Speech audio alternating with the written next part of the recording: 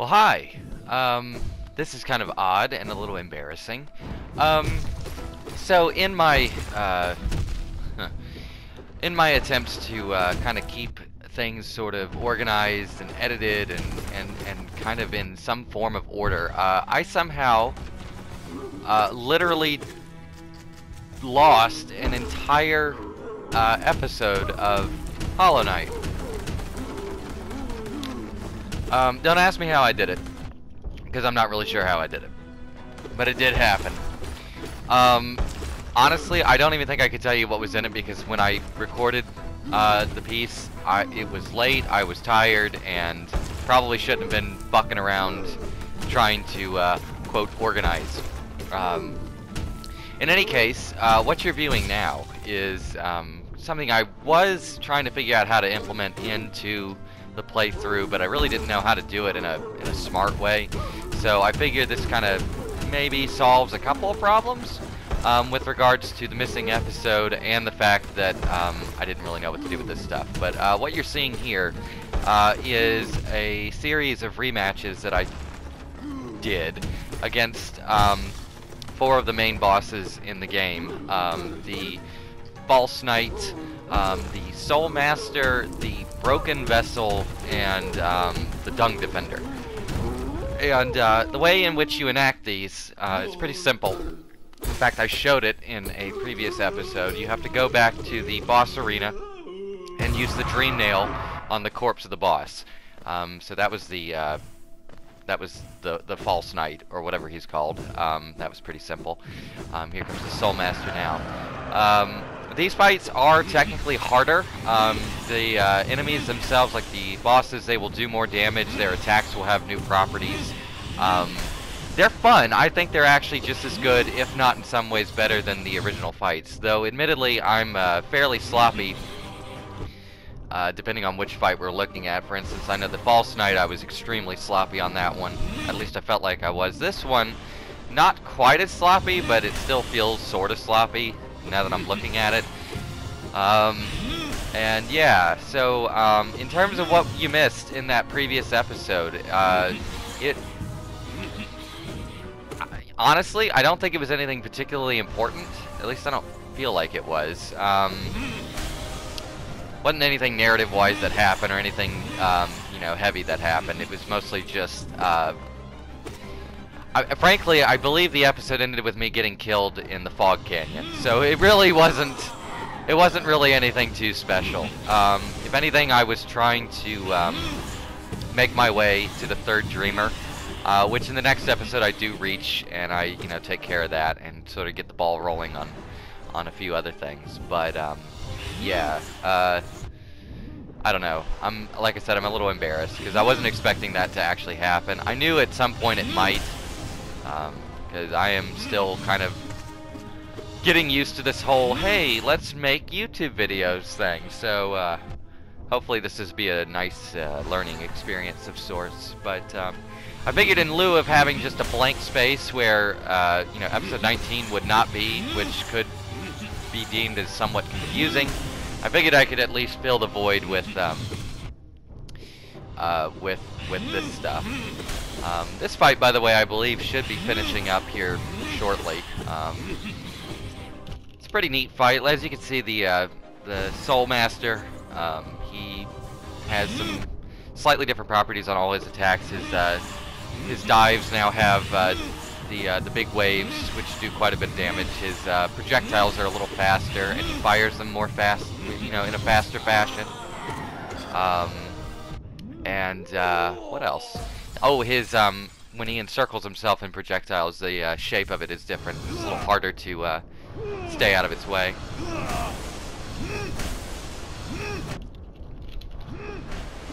And of course, this phase right here actually lasts a little longer. You know, him slamming into the ground and whatnot, but he goes down pretty simply. Though I kind of panicked right here. Now that I remember it, I did. I was panicking quite a bit because I was like, oh no, I think I'm about to die. And here we are with Broken Vessel. This one was surprisingly easy, all things considered.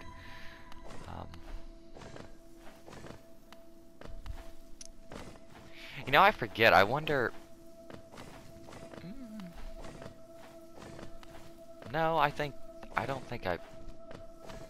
Well, now I'm trying to think. I think I actually did. I think in episode 19, that might have been the important bit. I think I got the final upgrade for my sword. I could be wrong, though. I haven't really... I really need to start reviewing this stuff before I start just popping off on it. But as you can see, this fight is actually really just a fight of attrition, if you want it to be. I mean, you don't really have to be, you know, careful or stylish about it. You can just just wail on him. And you'll get plenty of time to, heal.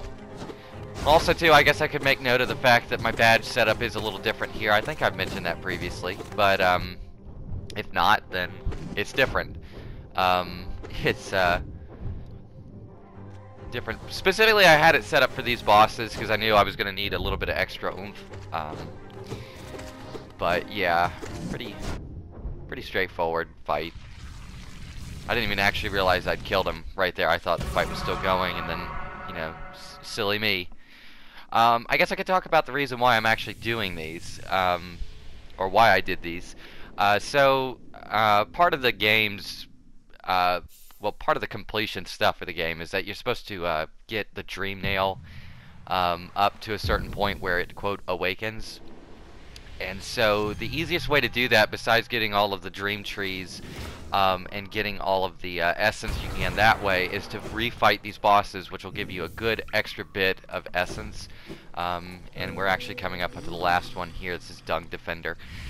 There's actually a secret room that you saw me pop into. It only opens up after you've gotten all 3 dreamers. Which is kind of funny because this is sort of now all sorts of wacky out of order. Because the next episode you're going to see has me going to grab the last dreamer. But yeah, Dung Defender. Literally just about the same fight, honestly. Not a lot of difference. I'm being really sloppy with it, but really it's the same exact fight. Major difference anyways is just the arena in which it takes place. It's actually taking place in the Pale Palace, or the White Palace. That's the location we're going to see later. I'm going to be getting there eventually. And in the background you can actually see the 4 knights and the Pale King that the Dung Beetle serves and works with. Which I forget, he's got a name. I think I mentioned it in the... In a following episode. He actually does have a name, but the Dung Defender. But yeah, it's a pretty cool fight. Like I said, about the same exact fight. A fun fact though about the Dung Defender is that you can actually fight him. Let me think. Like, you can do this rematch here, and then you can fight him, I think, another 4 different times. Each time you fight him, he gets even stronger every time. So like right now, if he hits me, he does, I believe, 2 damage.